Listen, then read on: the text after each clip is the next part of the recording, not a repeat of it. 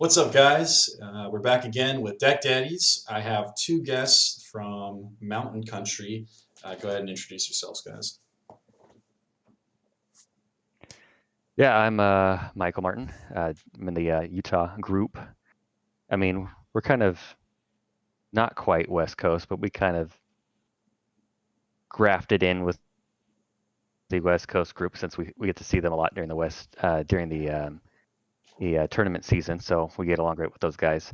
But I've been playing the game since the Score Z days. I started playing 2000 during the Saiyan saga. It took me a while to figure out how to actually play the game correctly for about a set until I got some friends that knew how to play the game better. But but yeah, I think how old was I then? I was probably like 11 when I started playing that, so it's crazy. So I played all the way up to like Kid Buu, and then our play group kind of went away, so I stopped. I didn't ever play GT, and then I never touched Reezy, but I always treasured my score collection that I kept. And then Panini Z came back, and I was there day one. Got my God Coup for $10 day Oh man, one. Yeah, God, cute. sweet. But but yeah, and then I've been playing it ever since. And then I help out with the FanZ stuff. I help kind of with the artistic side. I don't really actually design, play test or design. I'm not part of that team. I just do most of the visual you see for FanZ, and then I also um, do the awesome sauce stuff. So that's fun. Nice. Well, I just want to say real quick, I really appreciate, especially all the awesome sauce stuff. It's been amazing. Especially I really loved a lot of the alt arts that you picked. And with the recent set, this is of course at the recording of this is right before Movie Collection 3. I'm a big Vidal fangirl, fanboy. So I'm super happy that you just put a bunch of Vidal images on a bunch of the cards, at least tentatively. It was really nice. Yeah, I mean, she looks. I really like her look in the movie. That's Yeah. the best Videl, hands down. Is that Wrath of the Dragon Videl Say a Woman look? That just really cool to me. So definitely had to get a little bit of her on there. Bums, there's no level 2 for her though. I think Yeah. she should have got one, but didn't. But we'll have some more fun alternate arts for you for the promos for this set. So those might drop just a little bit after the set. I'm still kind of working on a couple things. I got to make Eric's Inge promo for winning the unofficial thing. So I am but I'll probably have that like a week up, like probably like about a week or so after set drops. cool. Cool, cool. Well, Yeah. today, of course, we are focusing on deck building, so I'm really curious to see how the guy that gets to make all the arts sets to build decks. But go ahead. Our second guest today, go ahead and introduce yourself. Sure. My name is Joel Luccion. I'm also on Retro. We were just talking a little bit about that. I'm not on there a whole lot. Not don't usually post a whole lot, but also like Mike, I picked up the game back in Score Z, and I'm about Mike's age as well, so we're both the same age. And yeah, so I was probably the same age when I let's see, picked up Saiyan Saga, stuff like that, and picked up things here and there. Try to get some cards for Christmas and stuff, stocking. So too young to really collect or build anything good. I didn't even know what was, how to even play the game. But I got my little brother who's 7 years younger than me, trying to play with me. So it was a mess. I mean, we didn't know what we were doing, but I think there's a lot of people kind of on that same boat. Um, but yeah, and then when I heard about Panini Z, it was right around when Heroes and Villains just came out, and man, I don't even know how I think I don't know, somehow on Google or maybe Facebook, don't even remember, but it came up, and I said, hey, check this out. They re-released the game and say it's compatible with the old game. Let's go just to a card shop and just see what's up. And he was like, yeah, let's go. And so we picked up a couple of starter decks and just played that night all the way through, and it was just really nostalgic. It was really fun.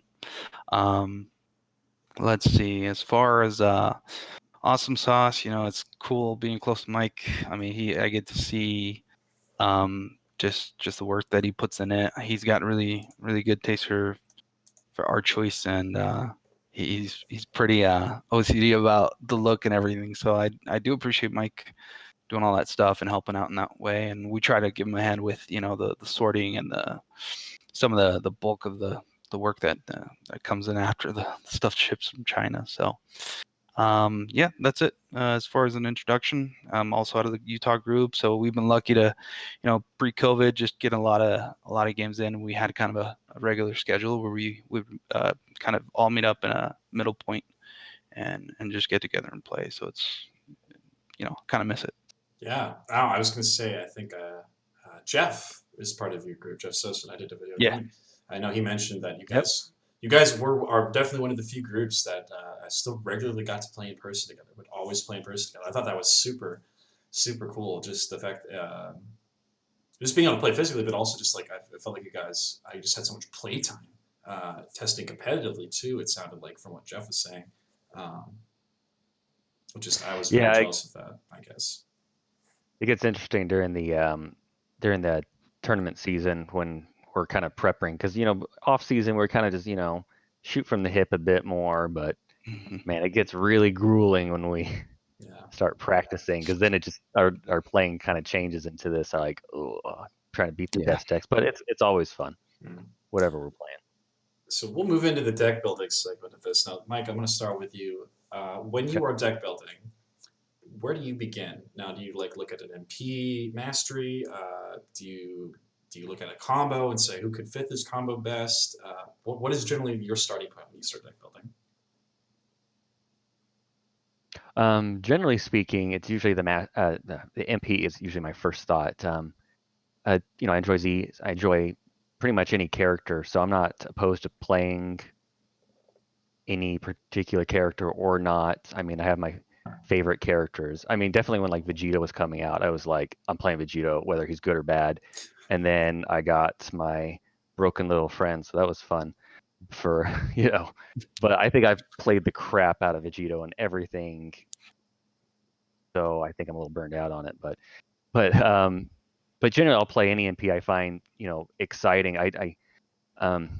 So it generally starts with an MP. I mean, occasionally I'll be like, wow, I really like this mastery. Maybe I want to play energy beats with this mastery. Who would be a good MP I could plug into this combination? But generally, it usually starts with an MP first. Sometimes it might branch out, though. Sometimes I might think, wow, I'd like to really play some Roshi ally to mess with some people, or I want to play Nappa ally. What would be something good that could abuse this ally? And then I'll kind of take it from there. But probably 9 times out of 10, I like this MP. I like what he can do. What mastery should I put him into? And then go from there. That's interesting. Interesting that it feels like you don't have any MP loyalty. Other than Vegeta, of course, but it's just you play whatever MP. That's really interesting. Most people are pretty particular with what MP they're going to play.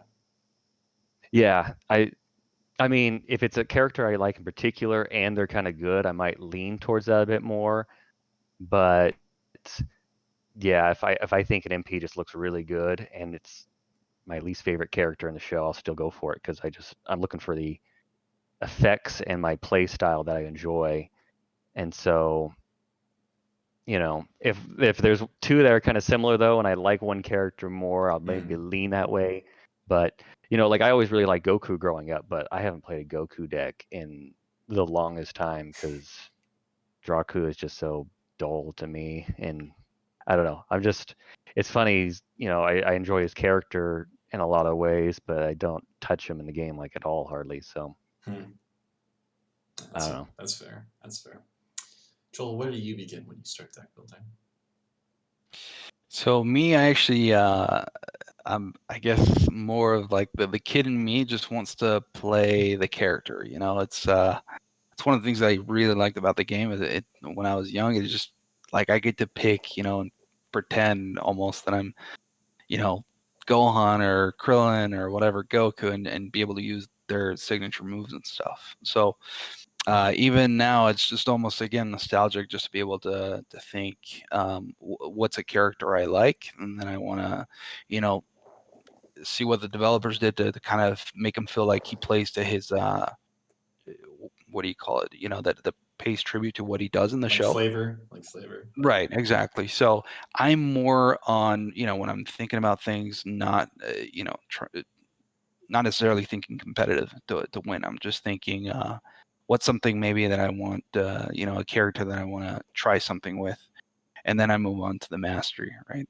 Because if you pick a character with the wrong mastery, I mean, the deck could be jank, and you still want to have some type of level of, either keep up or try to win. So, but yeah, I usually pick the characters, and when I first picked it all up, it was just, do they have a Krillin? They gotta have Krillin. So Krillin's always been my go-to since the Dragon Ball You're days. a junkie for Krillin, man. Yeah, I'm a junkie for Krillin. And I don't even know why, because looking back, I'm like, he's ugly, but whatever. Maybe that's why I thought he was kind of appealing, right? Missing the nose and stuff, and it was just, So anyway, I picked up Krillin first. Lucky for me, he was really, really good in black, so it kind of worked to learn the style. So I picked up black first.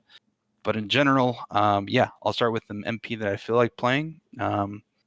Again, just to characters. Nowadays, I'm trying to, when I'm building decks, focus on an MP that I've not played much with before, right?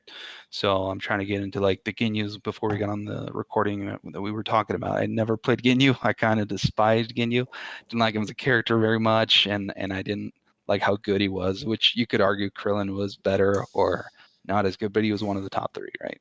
Yeah. So I put him off till actually FanZ, and I started putting some Ginyu things together, and it's I like it. It's really fun. So after that, I move on to the mastery. I look to see what combo's best, and then obviously take a look at the card pool. But I think one of the things with this game, it helps. If the closer in the morning you know about the card pool, the better you. I think it. I guess the more advantage you have in kind of bringing up your deck or making things competitive. So anyway, that's usually my starting point, is picking something I like, and then moving on to maybe easing my way into making it competitive if I can. I find it fun that way. Interesting. Yeah, that's a really I will say. But I was just, go ahead, Mike. Oh, I was just gonna chip in. I will say sometimes when I deck build, I kind of will have bias against MPs that other people are playing a lot. Well, especially in our play group. So I know Jeff will play like a ton of Future Gohan or Mystic Gohan. So I'll tend to kind of try to avoid those MPs, Yeah. mainly because I don't want too many of the same MPs in our play group being played. But I also just like, nah, I play against them enough. I'm just like, I hate you. I hate that Yeah. MP. That's fair. I'm not playing that guy. I'm gonna beat you with something else. I'm gonna beat you with my own sauce. But it Yeah. almost feels like it becomes that person's MP, not mine, if they play it enough. So, but I mean, it's not. I'm not 100%. Won't play the MP, but generally, I get that vibe sometimes. It's like, no, I'm not playing that. No, I get that too. I'm very much. There's like the 3 types of players. I say the ones that play the competitive shit, the ones that play the goof shit, and then people that are like, I want to be good with not the obvious, good shit. The guy, you know what I mean. I don't remember what names they call. I'm usually the guy in the middle. I'm usually the guy that I don't want to play what everybody else is playing. I want to play something unique, but I want to make it as good as possible, so that I'm pretty MP oriented more so than mastery oriented, just like I would say you guys are. Probably more in the line with Mike, where like, or maybe not, or sorry, more on the line of Joel actually, rather, because Joel seems like you pick like maybe a character that you like, and I'm more like that too. Future Gon's like one of my favorite characters, Videl, one of my favorite characters. I don't play those 2 MPs all that often anymore, which is like I've tried to come back into the fold of playing them as of late, especially Videl. She's got the new card coming. Yeah. But anyway, I Maybe level digress. 2. Yeah. So we'll move on to the next question here, Mike. Do you look at the numbers when you're deck building? So when I say numbers, do you like look at ratio of blocks? Do you like look at endurance? Do you look at like planning card count? Are there certain things that you look for when you are deck building that are like in that kind of the metric? Yeah. So I think unconsciously I do. I'm not really like an analytical type. I don't sit down and say, okay, I gotta have all these exact numbers. The one things I kind of do look at is block wise, I usually I'll kind of go, like the 6 physical, 6 energy, usually like a omni block, and then time. On the high end, I'm looking at maybe like 16, but then I'll kind of maybe chip away at some of those numbers depending on how the rest of the deck is looking, or what I'm trying to accomplish with the deck. But I kind of generally try to set what I'm looking at physical beats state block wise, and then I can kind of focus on the rest of the deck. I also look at planning step. I do not like having too many planning step cards. I think 15 is kind of my general cap. I think, I might fluctuate 16, 14, depending on how, if I'm playing orange, maybe I can get away with a little bit more because it can tutor out so much. But I hate drawing dead.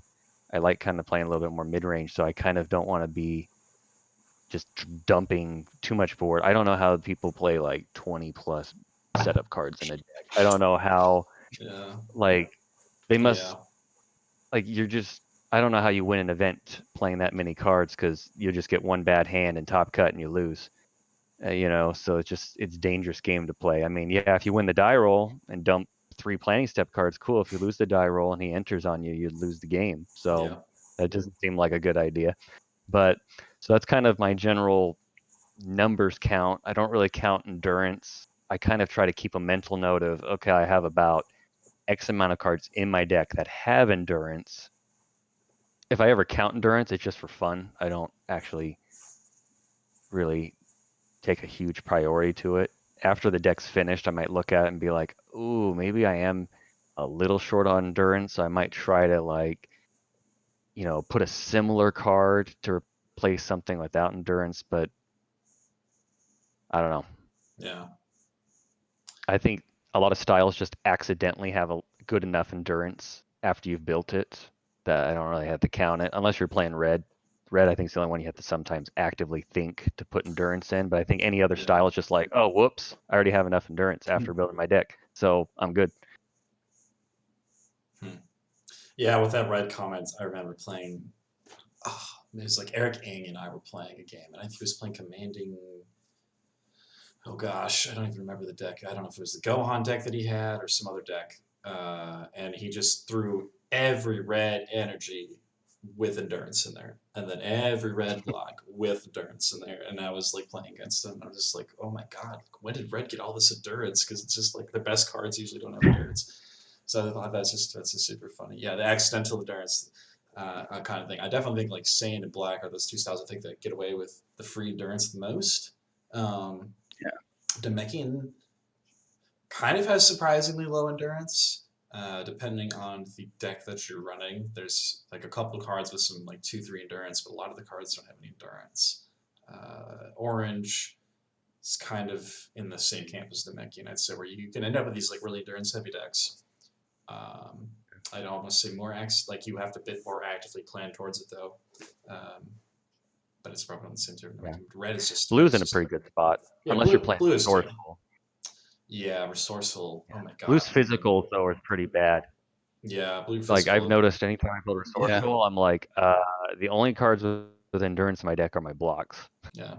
Yeah. Because all of their good, well, I guess, like blue lunge, but like Mhm. every good blue energy physical has like no endurance. Yeah, yeah. The stage beat ones don't, for sure. The life card ones have endurance, but anyway. Joel, what about you? Do you check for numbers? Is there like a number system in your head when you're building these decks?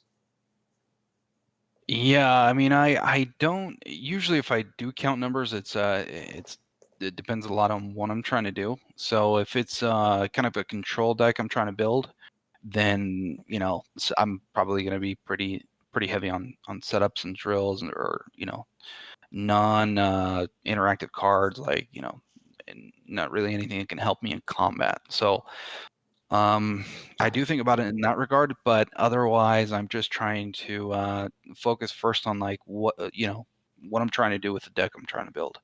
Like what's my goal, and try to push whatever I need to do to get me closer to like the win condition of the deck I want to build. So after that is when I maybe look, like I think Mike made a good. Actually, I think I'm in line with him when he said, it's after the fact that I go through, and endurance is one of those sort of byproduct things that I kind of check for later, and maybe seeing, you know, if I can get something that's slightly the same in terms of value, but with maybe a little bit of endurance, I might consider it. But if it's just for the sake of endurance, often I won't. I won't run it. So yeah, if I'm going aggro, I try to, you know, if I'm gonna be the one putting the, you know, going into combat and pushing constantly, and then I don't worry too much about obviously the set of cards. I try to cut all that stuff out and really just sort of almost put all my eggs in one basket and just say, hey, if I get wrecked, I get wrecked. But I want to try and see what I can do with all these cards that to be as aggressive as I can with this combo.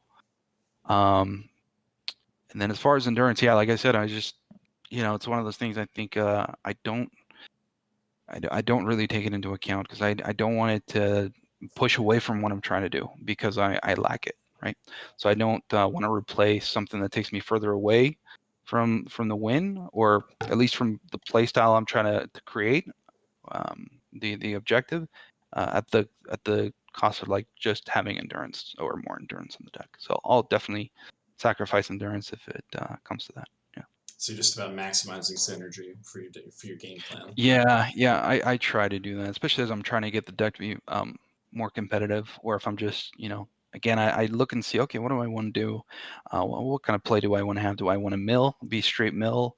Do I want to do stage beats, or, you know, and then every once in a while I like to have maybe a sort of a backup plan, because I don't always play these decks that are just go on it all in and do aggro or one thing. I mean, sometimes I like to just have all 7 magic Dragon Balls to. I looked at Mike because Dude, I definitely want you some put those games in that way. everything, man.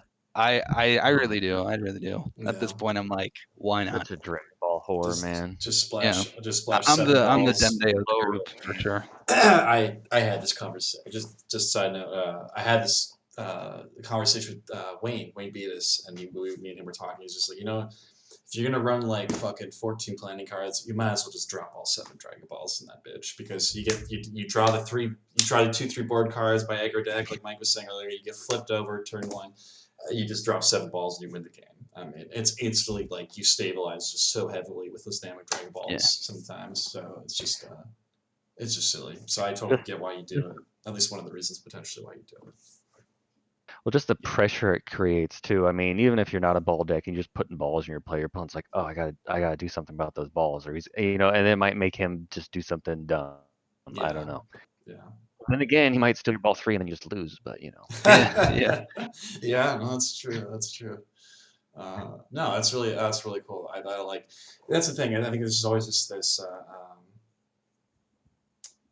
this like dichotomy of like having to pick between, you know, teching and like making your deck, you know, run smoothly in a competitive environment versus also just pushing the win condition. It seems like you're a lot more like I said, maximize the synergy. Who cares about endurance? You know, I don't want to make my deck plan suboptimal to try to, you know, Yeah. whatever. You know, it's better off pushing as like it's all, in a lot of ways it is just good. I think certain decks especially really excel when you just push that direction. Yeah.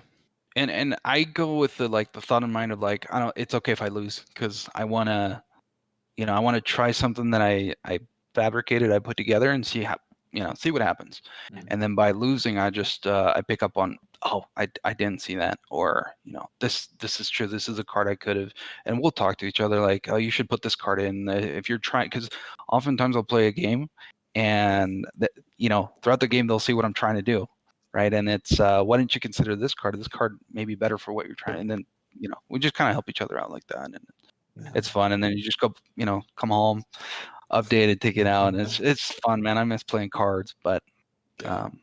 yeah, Oh, that's cool. that's one of the cool things about in person is you can kind of just get that real time, like as you're playing, and you can kind of like make comments to each other and help each other improve. Like you don't usually see that as much, I think, in Octagon. It's because it's just a pain in the butt to type like commentary of like, hey, maybe you can like improve your deck this way, you know. It's just, but in person you can just a lot more fluid and natural. Yeah. I yeah, do. That is one of the big things I think with having a regular group to be around. It's the feedback directly from person to person is always just it's true. more meaningful. It feels like, and Yeah, I just take it. I take it a lot more important. I don't want to say personally, but personally, it's just like it just means a lot more to me when we're physically there together, playing the cards, seeing the cards. You're You're like actually sweating on each other's cards, sweating on each other, and stuff. But sweating on each other's cards. versus like theory crafting or talking to such and such person online. It's different. It's definitely different. So, um, but we'll switch over. Okay, so we're gonna switch over to Joel answer first for this one. But Joel, what kind of decks do you prefer to build? Is there a theme in those decks by any chance? I think I prefer to build something that I'm not that great honestly with the whole physical beats. Maybe it's I know one of your questions you're probably gonna ask is what I could do better, like deck build, but because for the heads up. But yeah, I think I tend to lean more on the life card direct. Just go for the start hitting the deck. And it's just more thematic to the element of like what is Dragon Ball, energy beams and shooting things and Kamehamehas. So I think naturally for me, I want to do something that symbolizes like or tries to project what the game's like what makes Dragon Ball is the struggle of power beams or whatever and shooting stuff. And so yeah, I try to tend to go for more like life card type decks, but every once in a while I'll I also like to mess with something and make it completely like you could have slapped, I don't know, some other type of IP on there because you're playing this sort of non-interactive, non-Dragon Ball, very slow type of a game, and sometimes I like to play control like that too. So I would say out of all of them, probably aggro is probably my last, and that within that whole list, I'm probably least experienced when it comes to deck building is doing aggro, but I think I lean more towards in general energy beats and trying to go for just life card damage in general, not necessarily energy attacks, but just doing life card damage. Well, that makes a lot of sense given your comments about where you started deck building and why you pick MPs, for example. You're here to play Dragon Ball Z. You're here to make guys fight, have the beam struggle. That's just really, just really cool that it translates that well for you, that you're able to, have just this entire deck building system in that sense that you're getting that. I think that's really cool, personally. Yeah, that being said, I do sometimes look at the cards, and I do love the fact that there's, I'll geek out over like when, the guys release a card, a new MP. I'd love to just see like the power level on the thing, even though it can start at 10,000 and it's Goku Super Saiyan 4, he goes up to 6 within, Yeah.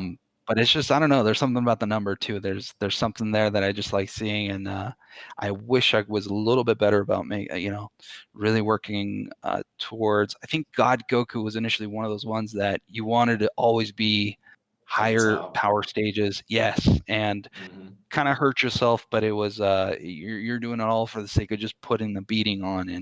And I remember Mike had one of those early. I don't remember if his was too much like that. I think he had some Dragon Balls in there too, but God Goku was certainly one of those first early MPs where I'm like, man, it'd be awesome to just play to strongest character in the game so far and really take advantage of the high the brackets, because that's certainly something different about this card game that you don't see in others, is the fact that you can really force the issue if you want with taking the game to just beating them down right physically, because again that's also another element of Dragon Ball that's big, but I'm just not that good at it, but I do like it. Yeah, I'm remembering with that God Goku comment, I'm remembering like the scene in Power. I remember there's like a scene in Power deck where it's like you just use the Kaioken to just keep dropping deck down. It was like there's like you had stuff like that. I know like Protective Goku was actually pretty good in set one because you had like lunge and stuff and like stretch kick and everything. Yes. Ground Yeah, throw. I remember Mike had one of those decks. Yeah. Yeah, so those are some pretty big attacks in the early sets. I do remember that. That was pretty fun. That was fun. Mike. That reminds me. Oh. No, go ahead. I was going to make a comment about the God Goku. Joel, you were at that tournament too. We were playing with some guys that like didn't end up playing the game for very long, and I brought like a God Goku like protective deck, and I sat across some dude playing like Vegeta empowered. Like it wasn't much different from like the starter version or whatever. And He literally sits there, like picks up my draw coup and looks at it, and he's just like, "All right, I'm out of here." And he just like left. He like Yeah. he didn't even play the game. He just like, I forfeit. I'm out. I'm not playing this tournament anymore. And I was like, what? Yeah. And he just got so like concerned about like I can't do anything. His power level's too big. I'm like, dude, have you even like Z'd before, man? But anyway, that Yeah. side tangent. No, it's all good. It's all good. It wasn't even that good, but it was fun. No, It just blew my mind. That reminiscing God Goku. It's always very fun. It's always very fun. But so Mike, where do you so like what kind of decks do you prefer to build here? Is there So unlike my friend Joel here, he doesn't mind losing games, but I do. I don't like losing games. So I don't play physical beats. So I'm just kidding. No, I really will play anything. Yeah. I'll play everything, but I definitely have a preference. I don't really love stage beats. I do like. I really enjoyed Ruthless Majin Vegeta. That was really fun. I love the Yeah. synergy that deck had. It's like the only consistent physical stage beats I have, but I usually avoid them. I hate losing to stage beats decks more than anything, though. And so I usually overcompensate because there's a lot of stage beats players in my group, and so I'll usually actually like cut some of my energy blocks for extra physical blocks, and it usually works out pretty well. But I think back to what I like to play. I love kind of like what Joel said. I love life card beats, whether it's a physical or energy that does life cards. I love to focus on that. I generally tend to be a bit more of like a mid-range player.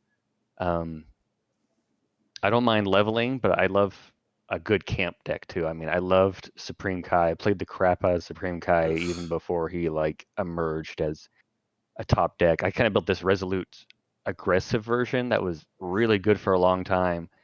And I should have played it at one of the West Kais, but I chickened out because I had no way to deal with Dragon Balls. So I was like, I changed my mind last minute and it didn't work out. I should have stuck with it because I don't think there was any ball decks there.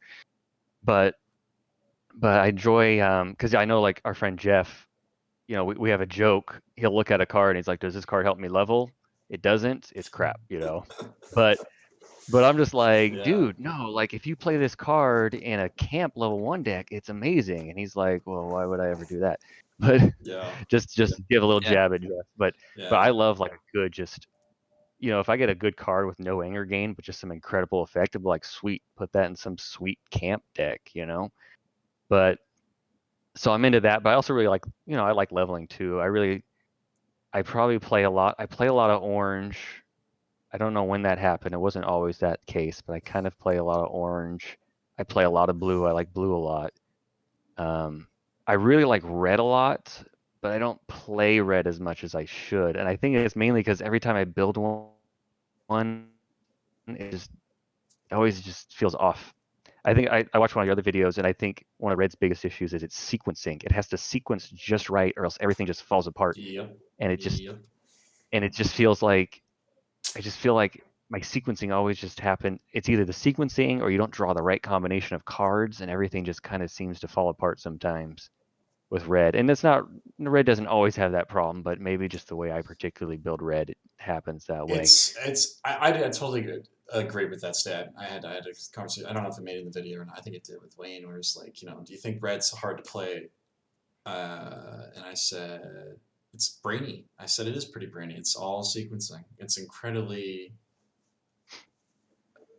You can really bungle your combat if you do not sequence properly because of the way. Yeah, I think a perfect example is like Red heel kick. If I'm at, do I try to push a level, but then not have anger when I reach the next level for heel kick and it does nothing, or do I sack the level because I'm losing anger now, and then get the extra attack? It's just like, it's like I want both, but sometimes if you choose one or the other, you're not going to get both with like heel kick. And I think that's just a common example of like a red card even getting too greedy. Yeah. Yeah, even the Ruthless and Ascension Masters are huge about when do I want to use them in combat? Do I want to wait for something? Do I want to use this card? Do I want to, Yeah. Well, like some of the cards are saying, the next time you basically use your mastery. So it's like, well, I have to use this card before I use my mastery, but maybe the card I really need is on top right now and I have to use it or lose it, and it's just like, what do I do? Yeah. And so I still love red, and I think it's creepily getting better and better. I think, every set something happens, but I think red's one of those styles that's just getting a little bit better every set just because it's getting more options. I think some of the styles, like orange, it's already kind of at maximum capacity. So anytime a new Yeah. card comes out, you're like cutting something really good to make room for something Right. good.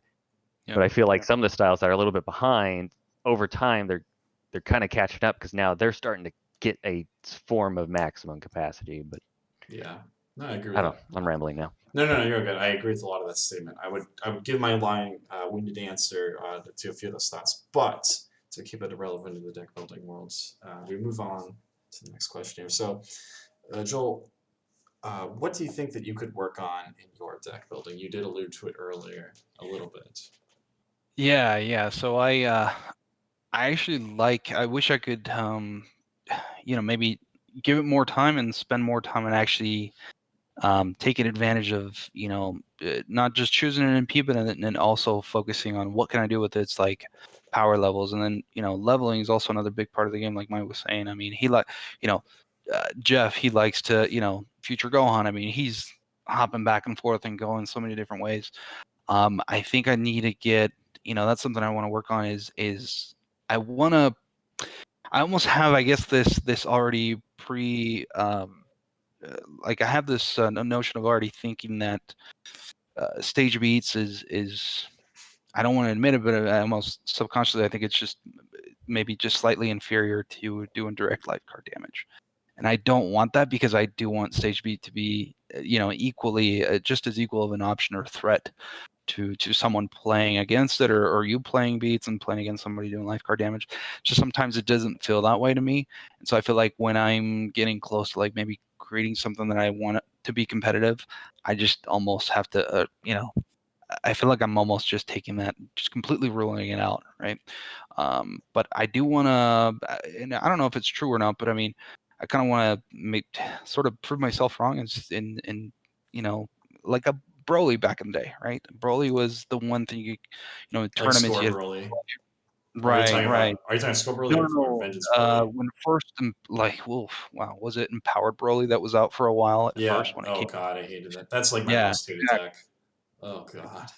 but I thought it did something good for the meta at the Oh time. man. It was like it put things in check for a while, and I feel like Majin Vegeta sort of did that same thing. The one thing that with Majin Vegeta, I feel like it's just kind of a you know when you play it, you kind of, if you already know how Majin Vegeta plays, you can kind of work your plan around that. And I just feel Mm. like I wish there was maybe a few more MPs, or maybe there are. Again, going back to me, I just haven't spent the time to really go through and discover them. So that's something I actually sometime I want to be able to do. Is, I don't know, with maybe Hyrule that just came out, maybe that's an MP. But I watch retro, and I see some folks, some experienced folks, put some comments in there that some maybe I trust their opinion sometimes, that if it feels a little lackluster, I'll maybe say, well, if these guys have already given it a good shot, then What's the I point? don't know what I could do, yeah, to really make it better, or really force the whole stage beats thing. But I really do want it because I want to again play to the element, that theme of the side of Dragon Ball Z is power levels and power scales, and reading, going to the attack table and just beating them down, and now you're at bracket F or whatever stage, what are we calling it, attacker F or whatever, and F to C, and then you're just beating them down, and that's another. I don't know. I just feel like I want to do that, but I don't know that I can necessarily say it's going to be, this is an MP that's going to be completely competitive, and be able to deal with the direct light card hit, or other physical MPs or control MPs, right? They usually tend to lack a little bit, I feel like, in maybe that regard. And then what else? Not be so loyal as well to just like playing a character I like, just getting outside the box. So sometimes, I think Mike mentioned it earlier, like in our play group, we don't want to play that MP that someone's kind of mained, right? Yeah. For me, that was like when Vegito came out, I was just like, man, this is crazy. This is just so much. And so I did not even want to touch it, even though I love Vegito the character, right? Yeah.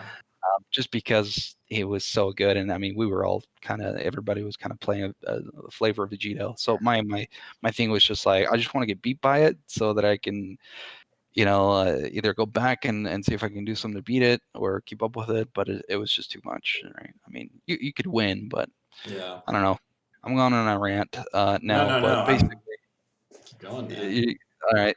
No, that's basically it. I think I just need to put more time into it and just think outside the box, maybe a little bit more. Like some of the guys have come up and found ways to just sort of play these MPs that kind of, you think of the MP and you already think, well, the best version of the best combo with that MP is this deck, right? But then all of a sudden something tops and does really well, and it surprises people because no one had thought of that, mastery MP combination. But then also what they're doing to drive their win condition. I think in fact, I think Eric was one of the guys that did like Eric King, yeah. and I could be wrong. Maybe I'm yeah, but there was somebody I was playing. It was like a Go Tanks Dragon Ball victory, right? Oh, I know what you're talking about. The Right, dynamic. I think dynamic. Yeah, it's I think Daniel yeah, B. yeah. I know Daniel B. He played that. I think Okay. maybe Josh Gregory. I don't know if Eric did. I'm pretty sure it was I've seen it. Daniel.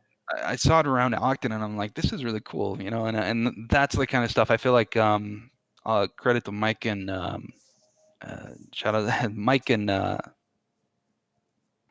Zach. They're really good at doing that. Just sort of, I Making feel the odd anyway.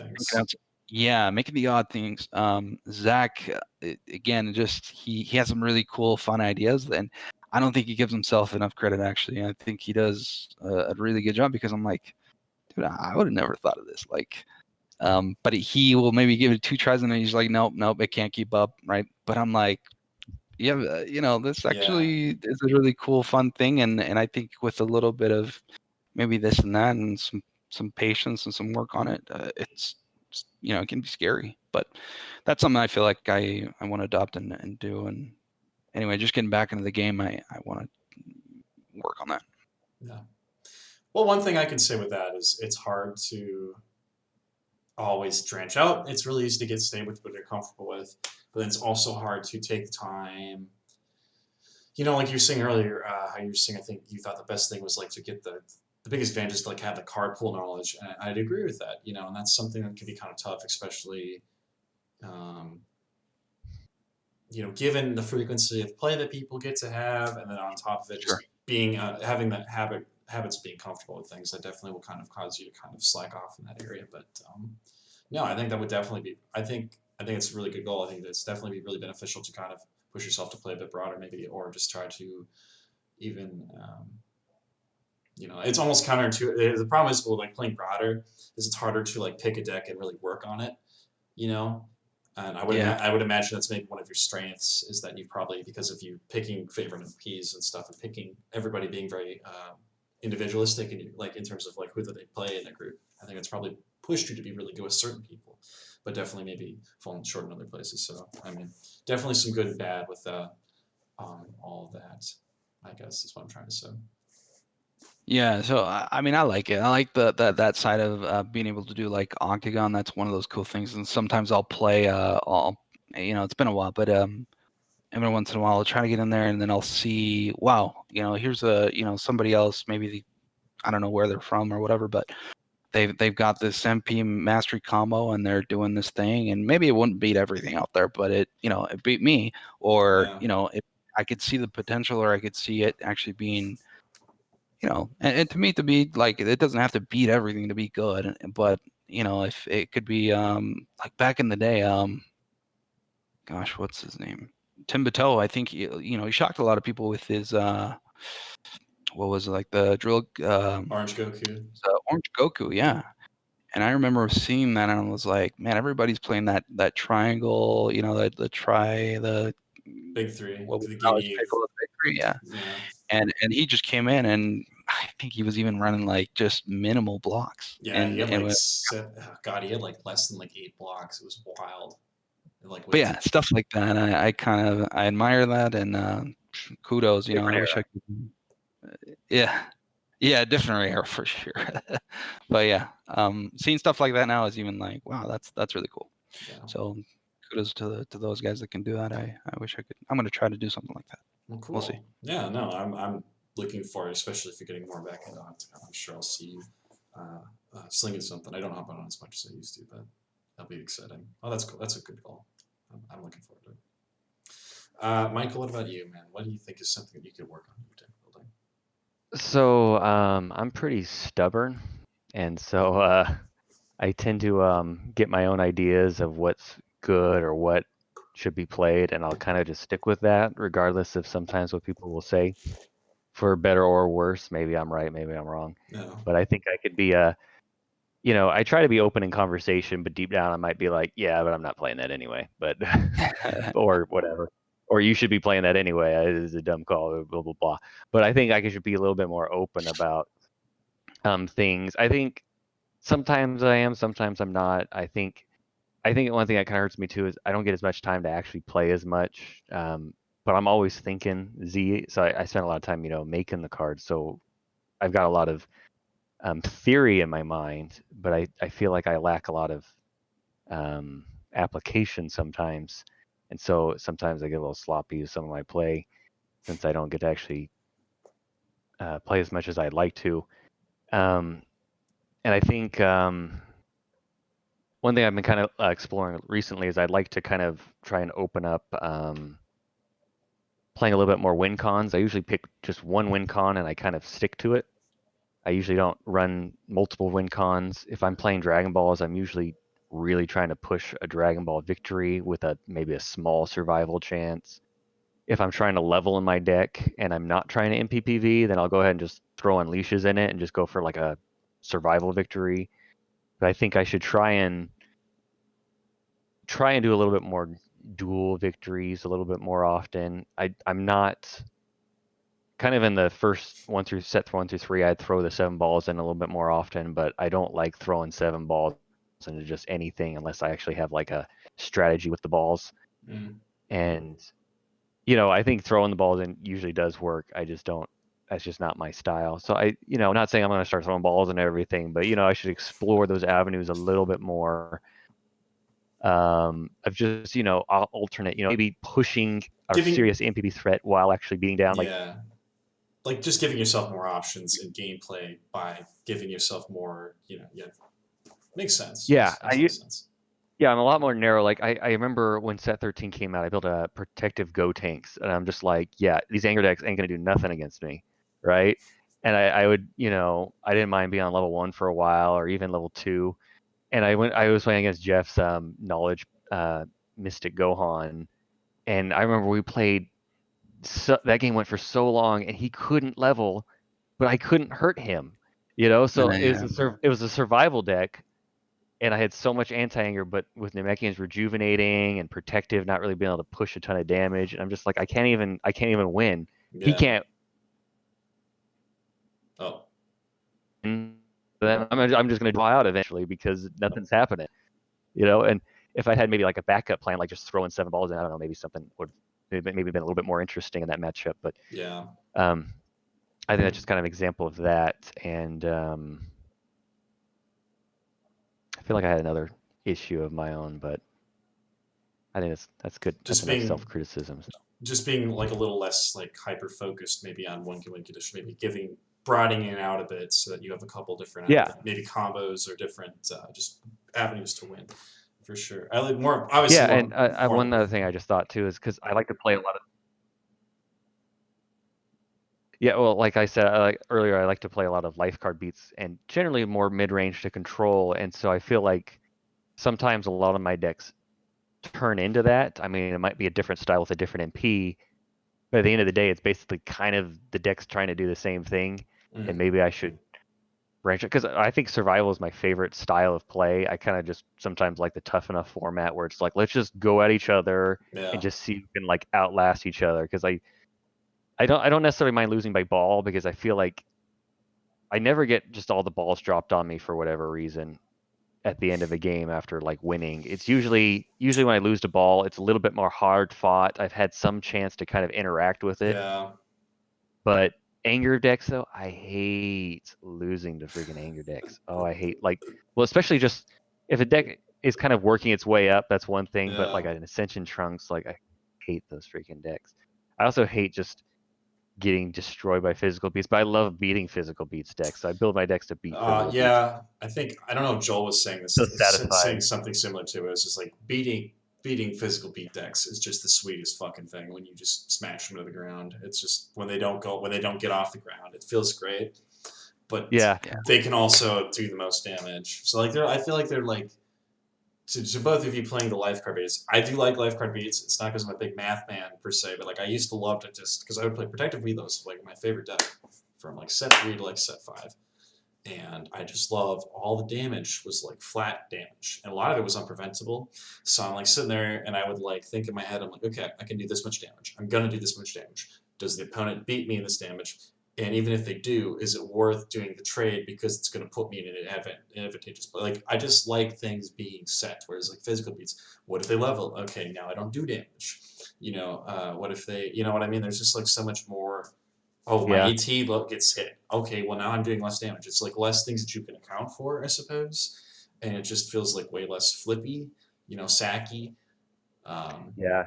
I think the stage beats So, decks are more predictable too. I think life card decks are a little bit less predictable because mm, if the stage beats decks, they're trying to just throw as many attacks as you can. So getting like as many physical blocks in your hand, you're like, this is good because I can stop a lot of this or whatever. Or you can be like, I'll take this one or two physical because I can mitigate the stages. But like life cards, sometimes you might be packing all your energy blocks and then here comes a physical for freaking life cards yeah, or they usually have a lot more gimmicks in their hand. They might only have one life card attack on you, and they time it just right on you. Whereas the stage physicals, you're like, okay, he's gonna throw a physical for the next 4 actions, you know. yeah, yeah, But yeah. That's funny. I feel like when you play or you're playing against someone that I'll say you're playing against someone that is trying to win by like physical beats or if you're wanting to win by you're playing physical aggro deck. I just feel like you kind of already within the actual game mechanic you have some things against you. Mm, Like for example, MPs every turn they power up.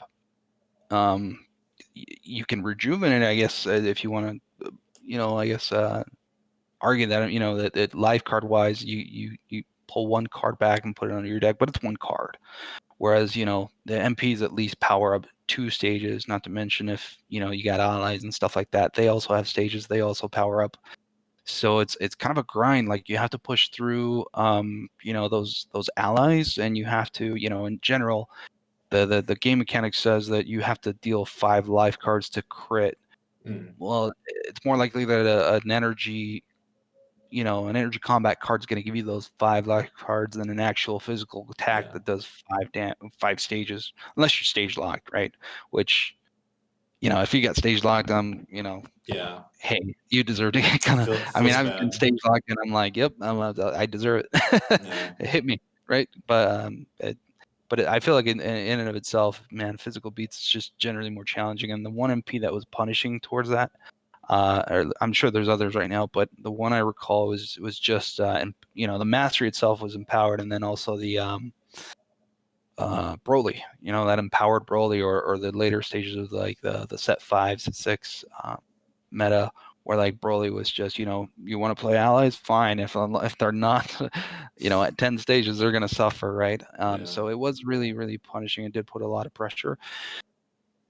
Just physical beast to me seems like a real challenge, because you got to get past those 10 stages, and then you got to get past also the leveling. If you're playing an MP, you're trying to beat them down, and the MP you're trying to beat, you know, that MP they're trying to win against, through physical beats, it levels up.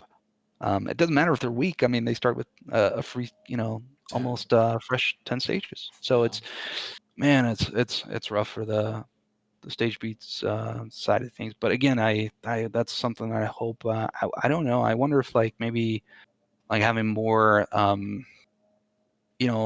base damage that does a higher, like flat. yeah, higher flat damage, or Sure. maybe just considered to be a higher power level or whatever, something to give you kind of a more pressure against the the kind of maybe balance it a little bit with the See, I live don't think Stage Beats is in a bad spot remotely. I think Stage Beats is probably the most competitive beats decks personally right now.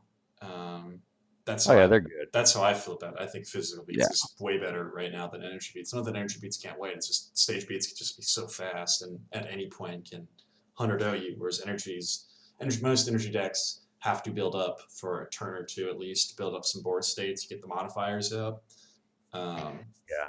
So with Yeah, that, most life card beats are going to be like mid-range decks. Even yeah, if you try to make them aggro, they're going to end up No, being yeah, and for and sure. You gotta have some and balance in and there. mid range has been dying for a long. I think it's been dying since like VTP or being frozen. I think killed it True. personally. And then with Unleash, I think Unleash getting a nerf too, that definitely really hurt a lot of decks that weren't top tier already. Um, but I don't know. I'm also having that opinion challenged. I've been doing some deck building videos with people. Um, that have definitely challenged Well, that one's for me. What So, are the more recent right now, the more prevalent? Because let's see, when we were still meeting up, it was because that's when we were playing more. It was Deborah was certainly, again, it was one of those stage beats that just put a beating, and it could just generate so much early on that it wasn't, it was kind of a problem. It was kind of yeah. I like that challenge. I mean, being able to play against Deborah or the Majin Vegetas or whatever. But what's same. I think he's the same, yeah. it's the Yeah, I same don't think same it's really stuff. gone anywhere. I don't I think I don't think any of the physical decks have gotten worse. I don't know if that's what you were going to say. I think they've only gotten Yeah, better. I was just wondering if there's So anything right now that's kind of like the on best. the physical beat side. Yeah, it's just is it Boo right now? I know that Zach. Let's see, when I was playing Zach, he was doing Majin Buu and he was putting on a beating. But yeah, I don't. maybe there's some new Boo decks. I know more people have been trying to use Kid Boo levels to try and really smack people on his new 3 and 4. Yeah, So Ruthless Kid I Boo is think there's pretty been gnarly. okay, that's a little true. bit of a recursion of that. They're still using Fat Boo level 2. I mean, I think Yeah, Deborah's still just as good. I think some people have just been playing him less, Yeah, generally speaking, but I think hasn't changed. I think Majin Vegeta is still really relevant, but I think yet again people are just not using him as much. Although he'd be yeah, really good in some of the current meta pieces with his Defiant challenge, just a prideful challenge, just yeah. destroying people. He's one of those like he fail. I think he suffers to other beats decks, but he beats anything that's not a beats deck pretty handedly, Yeah, or at he's least good has the against ability to. control. Given his name card, his two name fights between his Final Flash, his level 2's constant. His level 3 destroys board decks. His Prideful Challenge destroys board decks. So, his 2 in the right matchup. Otherwise, like you just try to eventually shoot to 3, wipe their board, overload with card advantage. So, Well, I think the new I don't even know how to pronounce the dude's name. I just call him Bugman. I think he's gonna Hirudegarn, be that. he'll be interesting. I think there's something there. I mean, I think too many people are too focused on trying to get maximum value out of him. Yeah. But I think if you can just consistently be at level 2 and start getting your 2 powers or even 3 dancing between those, I Yeah. think you got a deck right there. Just that. I don't Yeah. think you need to worry about his ally unless you happen to be playing him in blue. Then you're like, well, we'll just put a couple ally things in here. But Yeah. He'll be interesting. I have a couple ideas with him.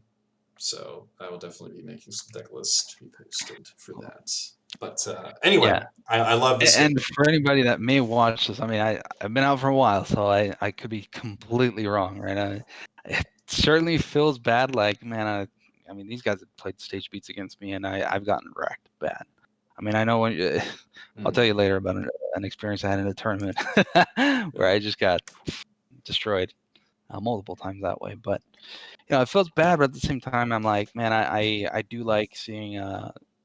Again, I guess my opinion tends to lean more. Lifeguard has the slight edge, at least that.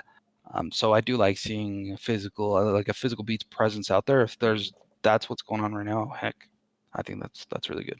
Definitely, yeah, it's definitely, healthy to have a little bit of Healthy, everything. yeah, yeah. exactly. But And Yeah, I think exactly. there is. I think there is right now.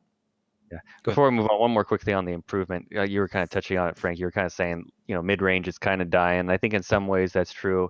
And I think going back to what I was saying earlier, usually when I play mid range, it's more just focused on survival. And I think maybe incorporating some of those alternate win cons into a more traditional shell maybe helps it out more. Actually Yeah.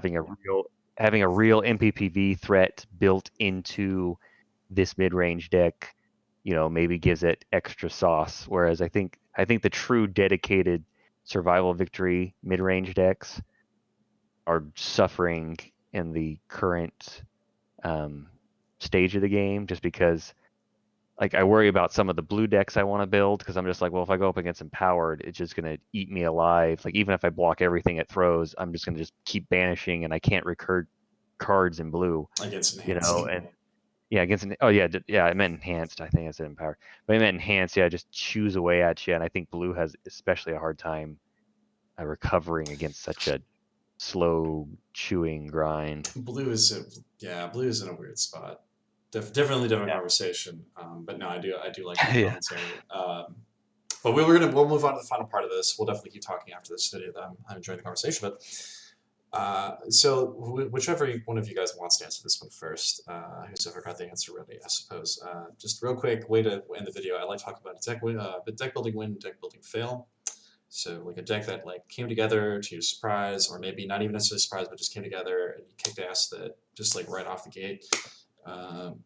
Versus, or maybe it was a card choice that you made last second or something in the deck building before a tournament. It's a secret tech card that came in or whatever.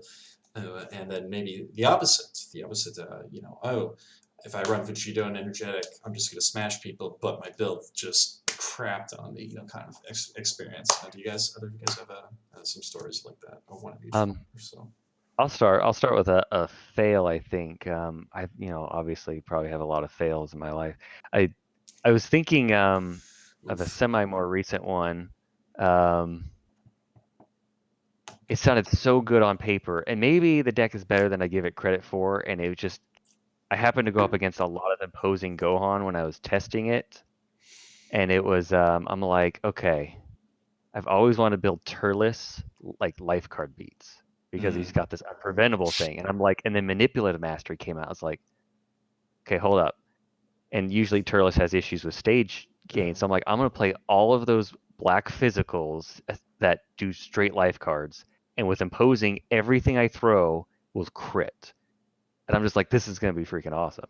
I even put like those blocks that are like stop something, your next attack's +4 Upward life dodge card, and Right. and the energy. And I'm just like, Yeah. there's the awakening energy block. And I'm just like, this is gonna be nuts. I'm gonna like block something and throw some unpreventable like 10 life card physical.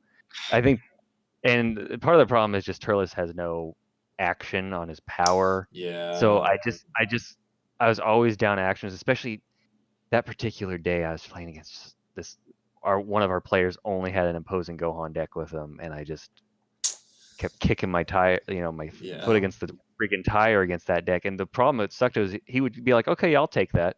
And then I just gave him fuel, and I'm like, oh no, I just lost the game. I just put a freaking backlash in his deck discard or something stupid. Or even just like, oh, I just gave him a freaking back slap or back whatever to give him like back 3 bash. attacks. The one that stays in play like 2 more times. Backhand. Okay, yeah. The backhand. And I'm just like, this is stupid.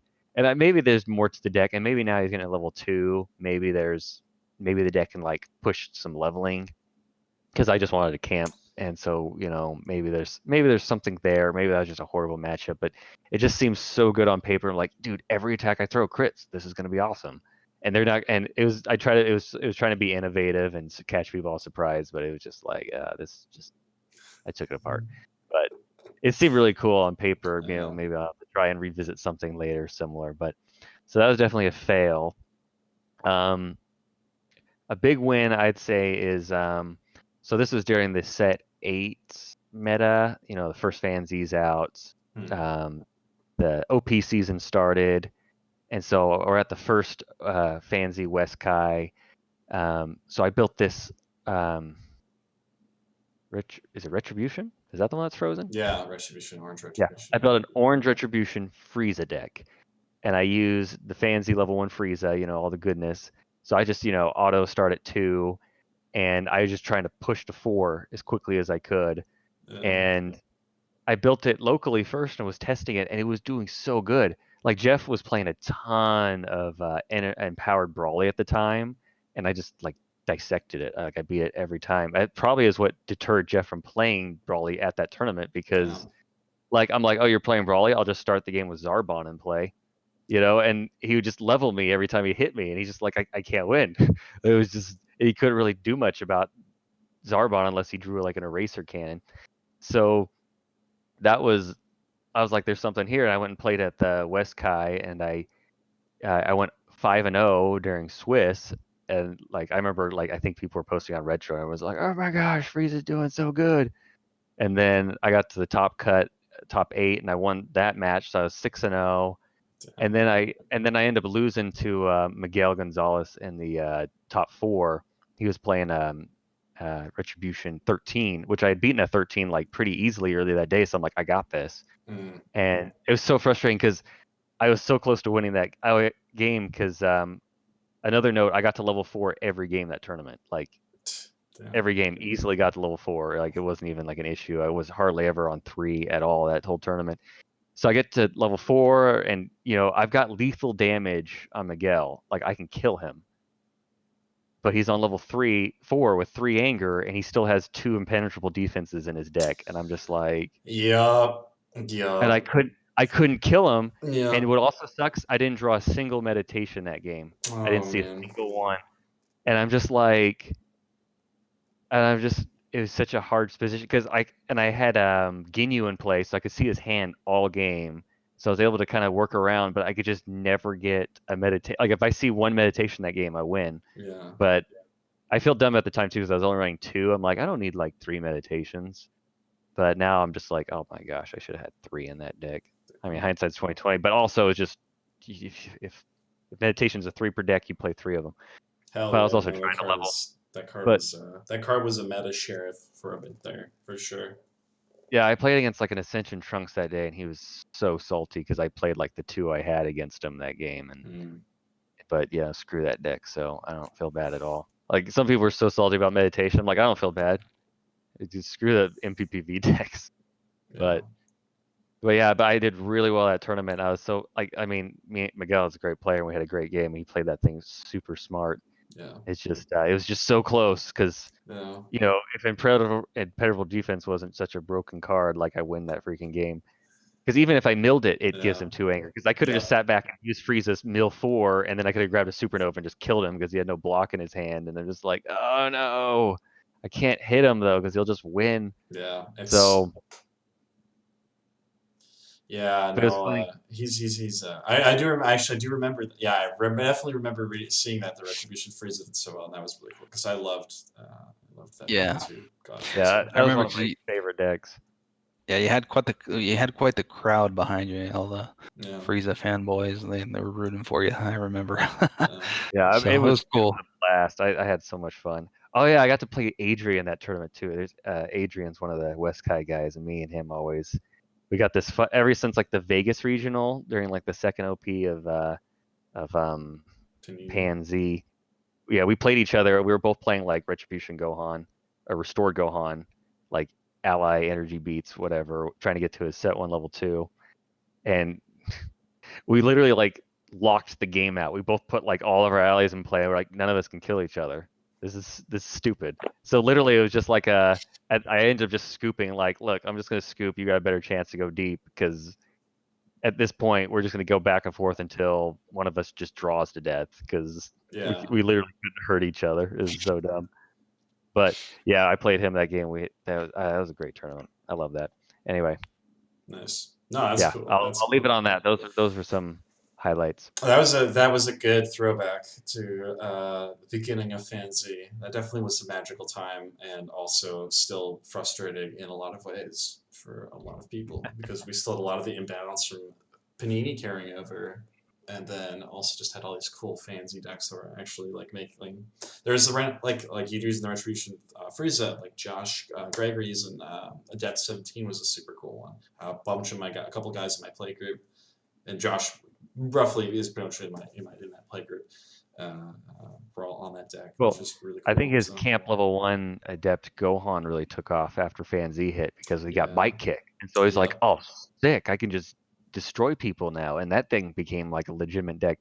That was a kind of a magical time too, because I feel like at that point, like we still had a lot of the people who were Panini players and wanted it to keep going. You know, I feel like a bunch of those people have, you know, They're gone dropped now. off over time, but there was still like a sense still that it was still, you know, Panini kind of to an extent, but you know, it was on that chip. But you know, all the times are good, but yeah, that was a really fun time. Definitely, I'm going to. I do plan on at some point doing some like reminiscent videos with people where we just go back and talk about the old stuff be fun. in review. But definitely have to figure out how I want to do that one. If I want to do it by set and who I do it with. But well, I do really like those. Those are great answers. I really that was some nice memories flowing back to my head. Empowered Future Gohan is what I played back then. But Joel, what about you, man? Deck wielding win. Yeah, I mean, I got two. I mean, polar opposite scenarios. You know, great win and a awful turnout. But which one do you want first? Which would you rather leave off on? I guess we'll start with the win, and then we'll go with the win. So the win was my boy Krillin, right? I love Krillin, and it was Ascension Krillin. It was the Grand Kai we were prepping for, and I built that deck, and I'm like, hey guys, check this out. You know, it's it's triple victory, and I feel like there was an extra incentive because Krillin new levels, right? That was when his new stack had just come out, and I'm like, this thing is ridiculously good. I mean, it even used to crit right on this first sort of preview iteration on his level 2. Yeah, so yeah. I was really excited about that. My God. Yeah, that would have been nasty. That was so dumb. Yep. So, I mean, I obviously read powerful setups. Krillin has the ability to just, for sure guarantee pulling a setup at the end of combat on his level 1. A couple extra bonuses in there and stuff. With Ascension, you just have you can threaten the level as well. With his with that whole new stack. So my idea was to just have sort of this nice triple victory deck. The more we can win conditions, the better, I thought. And anyway, I gave it a go. I took it. It tested well with the group. We went to the Grand Kai, went out to Colorado. It was fun. I wish I would have done like some type of deck report. I don't think I did. I regret that because now I don't remember the matches, and I wish I could go back and kind of see, sort of relive that a little bit. Oh, you're right. You're probably recorded out there in one of the YouTube I watched pages. the stream, so I maybe it was Jeff. You're maybe right. Bamboozle stream. Probably was Jeff. Yeah, I think it was either Jeff, and I think the guys over in Colorado were doing their own. They were doing their streaming as well, so it's probably one of the YouTube pages. Yeah, I mean, your championship game. Jeff or Mario. Yeah, one of the two. That's right. Yeah. So it's probably in one of those archives. One of those guys probably has it. But anyway, the one that there was a few matches that I still recall, especially the ones with like Trevor Cox. I remember when the first time I got paired up against him, he had this nasty like blue beats Gohan to the rescue, and he could just get to his premier level 2 after he got his Piccolos and his what a guy, Chi-Chi's paws. And then so anyway, he had all these, the first time I went up against him, I'm gonna try to, it's blue. I don't know why I thought, I'm just gonna try to either win by whatever I can get first, whether that be the ball victory, or even though it is blue, I'm gonna try to still push the, because I felt like that Krillin could really push the MPBV pretty quickly. Plus, I'd already won some games by MPBV fairly fast, so I got wrecked. He beat me. He just destroyed me. So I was like, I don't know if you guys have seen Chappelle's show. When old school skits when Charlie Murphy and when he did the Prince skit. Holy cow! When he gets crossed up by Prince, and he's just like, his face is just like, he can't believe it. That was me. So yeah. So not that I was thinking, oh, I'm just gonna destroy it, but I was just like, if I get paired up against him again, I felt like maybe I didn't have a chance. It would just happen so fast. Anyway, as I'm playing along, there was another crazy match that took me to the finals again with Trevor. When I found out it was Trevor, I was like, holy cow. But that final match was crazy. I think Mike and the guys were watching it, and I don't remember the full sequence anymore, but I needed a sphere to be able to just pull the win, and I luck sacked into a sphere.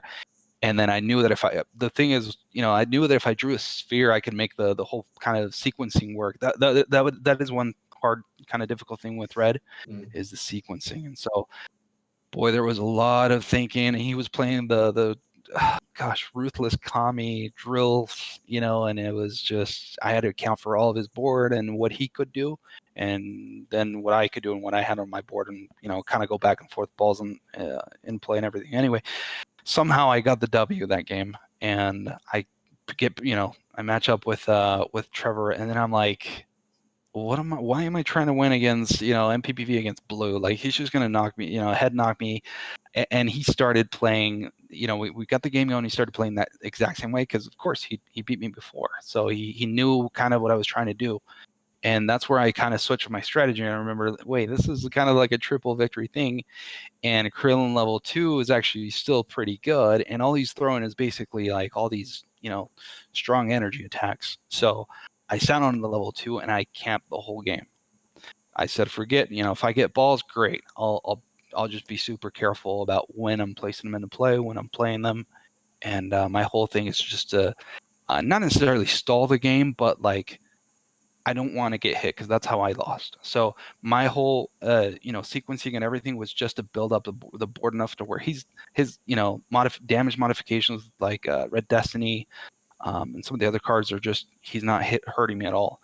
So it's just surviving the game long enough to be able to make him draw out. Because in that whole deck that I was running, the only cards that I had that did damage was Krillin level 1, and on his level 2, I'm not doing damage. Yeah. I'm just preventing things and pulling out what I need in terms of like, drills and setup and stuff like that.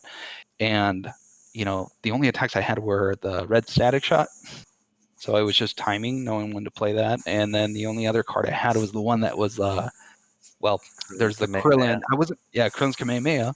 So again, it was sequencing, knowing what to blow up. His allies and whatnot, or I think it's setup and drills. Yeah. And then the only other thing was the one red card that kind of has the dual. What do you call it? I don't even know what to call that, but it's like it's the one with Bardock on it. Oh no. It's like it's the energy. Block. It's an energy tag. It can be a physical block. Exactly. So it was kind of like I love that card Control because it list, just yeah. gives you options. Yeah. And that was it. I mean, I wasn't running anything else in terms of really energy attacks. I mean, I had one. The only other card I ran was the red energy blast, just to have one to help me with a drill or a setup here and there. And that was it. So I mean, I stalled it. I played it to when I could push for the damage. Basically, once I knew he was out of attacks and things to do, that's when I went ahead and started doing my thing. Anyway, it was a slow grind, and I could see it just in his face. He's just like, "Oh, the strategy's changed, and it's just going to be a long, kind of arduous, just draw out kind of a game." And I felt a little bad, but that was the only way I could guarantee for me, at least, the victory. So, like, it was one of those things where, like, I knew it was going to happen. Everybody knew it was how the game was going to go. It was just, unfortunately, had to, sort of prevention and had to be a long, little bit of sweaty a slow game. Yeah, it was a long, sweaty game, but got the W that way, and it was just cool to be able to, kind of change gears with that deck. So I really loved it for that reason. I think that was my biggest sort of win. Games. Yeah. Against Joel. Every game against Joel. Every game. And I'm a slow player by nature, man. Casual ones, man. Trevor, if you're watching this, I'm sorry. Anybody that I've ever played against I'm so sorry. I'll try to get better at that. So note to self, I have to hit the showers every time I play Joel. For sure. Oh man, you'll know when it's me. Yeah. And then just the opposite of that was when we had Grand Kai here in Utah.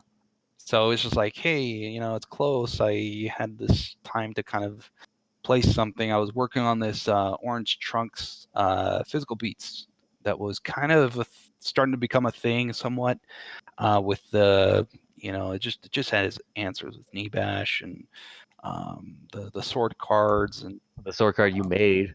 the sword Cool. card I made, which I kind of forcibly tried to make work. Which at one point it would have been really, really good with the mill type of that orange or the orange trunks where you just camps one basically.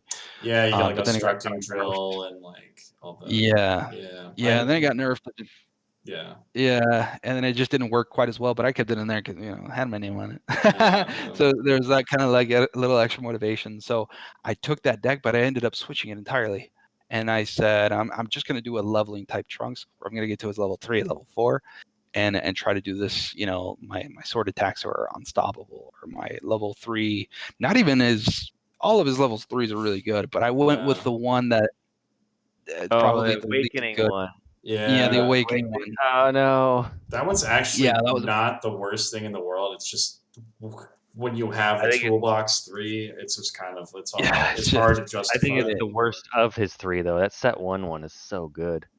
right. And so I did that, and then I went and I scrubbed. It was just bad. It was like the guys are like feeling sorry for me, and I was just like, man, because I really wanted to play. I mean, everybody came down here to play. We had a really good turnout. What did we have? Like That was 20. a good tournament, man. I had Yeah, so we much had a great.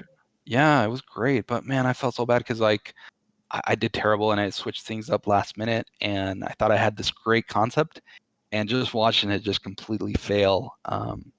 But I'm not going to blame bad draws, but it was just a bad ultimate decision I made to just go straight physical beats and go away from what I felt was, like with Krillin, I felt Yeah. comfortable. I felt I had a really good shot. And now I'm like, no, I'm going to try to be experimental. And I think maybe I can take some people by surprise and maybe win out. It's just a bad idea. I think I went like 2-4 or something. And then I gave up. I mean, it was over. I had no chance.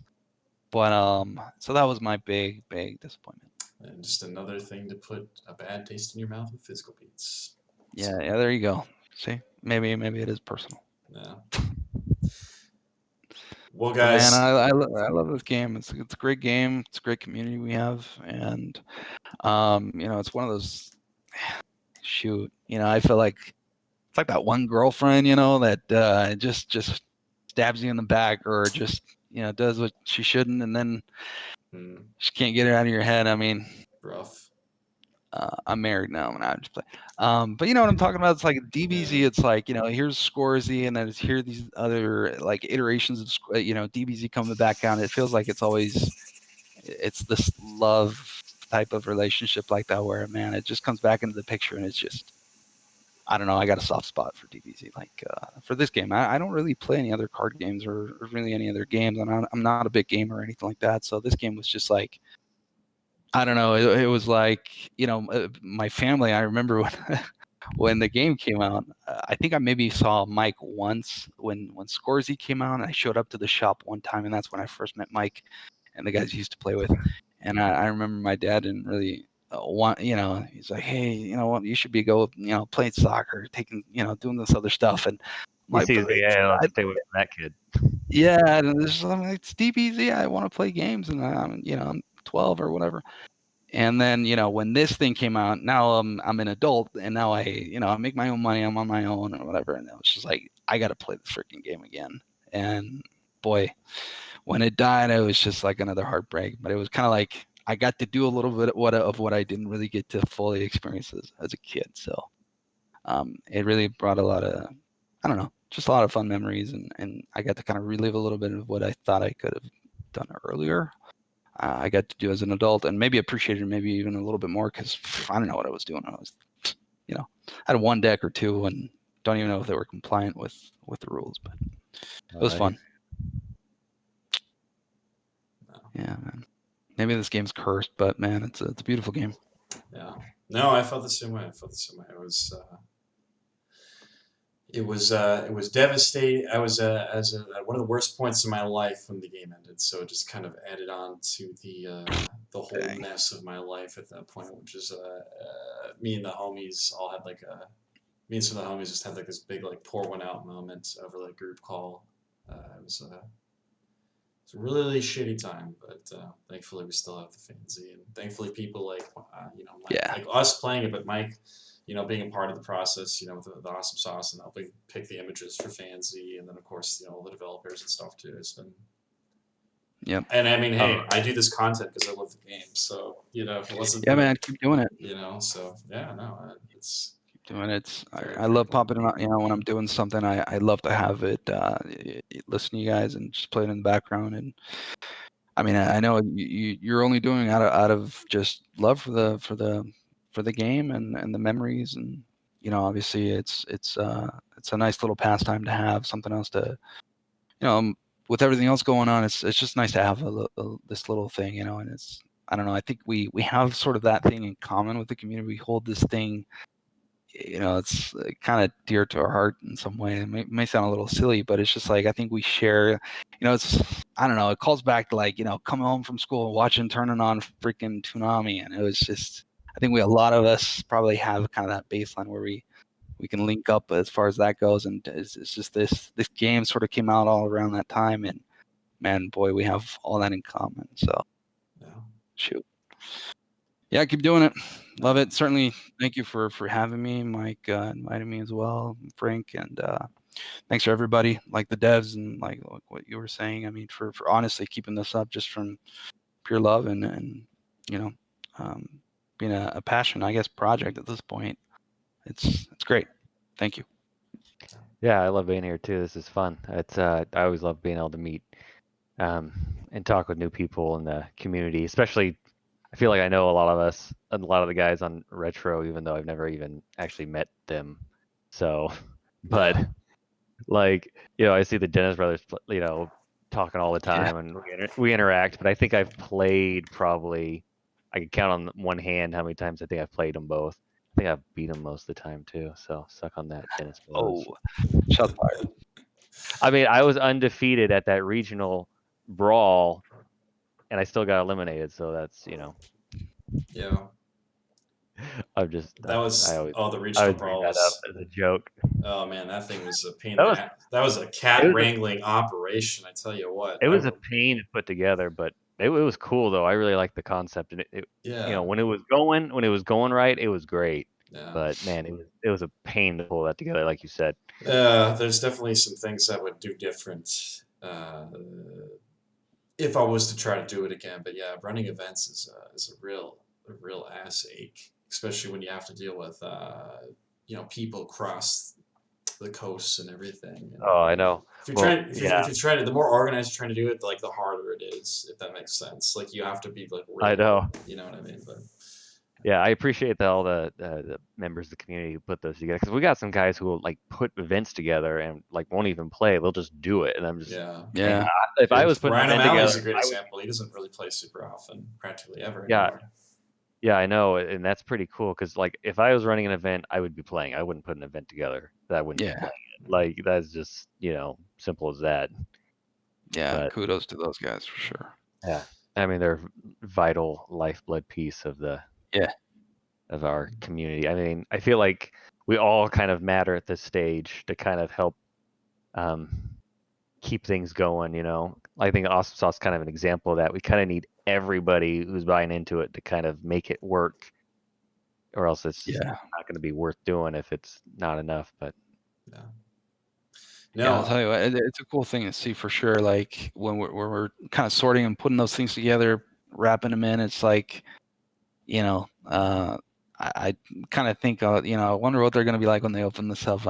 It's just, it'd be like Christmas. hoping that, yeah, it's kind of like, man, it's something done out of people. People are putting, especially now, everybody's in different situations, but they're putting this money to give them a little bit of, sort of this kind of, I don't know if you want to call it a distraction, but certainly a time to just sort of spend having a good time playing the game, and having physical cards is just different, and it's just fun. And so I like doing that. It's really cool. Yeah. Well, I just want to say I really appreciate both of you and your words, especially. Not to say Michael didn't say anything important, but really, Joel, what you were kind of getting into with the previous um, bit that you shared, just like the importance of the community, and just kind of how this has all brought us all together, how we're able to continue what we did as a lot of time as kids and teenagers into our adulthood. And I think that has been one of the coolest parts about this community is just how close we are together and how we're able to just kind of pull that like youthfulness and enthusiasm and continue Yeah. going forward. I just want to say, both Joel, Michael, I want to thank you both for coming on and doing this with me. It's people like you and your enthusiasm and passion for this all that makes this a lot of fun for myself. I think it makes it really engaging and worthwhile. So just I want to thank you guys. Thank you as well. Likewise. And thanks for hopefully, having again, when this is all sort of past, I mean, hopefully we can get something done again and, get to meet a lot of you guys in person. And I know certainly Mike and I would love to, do that and have that opportunity again and, go out to eat, whatever, and play some DBZ, just have a good time. Yeah, Crazy. that's one of the most fun things when we go to West Kai is more so than the tournament is like the after tournament like dinner. We'll all go like almost all of us will go that were at the tournament go and eat. We usually go to this same Mexican food place afterward and just talking after that's just a blast. Absolutely. Well, guys, I'm going to wrap the recording up right here. But again, for anybody watching, I hope you appreciate the content. If you do have some people that you really think that you should be featured on this, the Deck Daddies format here, or the Build Beauty is a new one that I've been starting, by all means, just hit me up if you'd like to see some sort of content in any of that direction. Just again, one more time, thanks to my guests, and it's been a lot of fun. Yep. Take it easy. Likewise. Thanks. Awesome.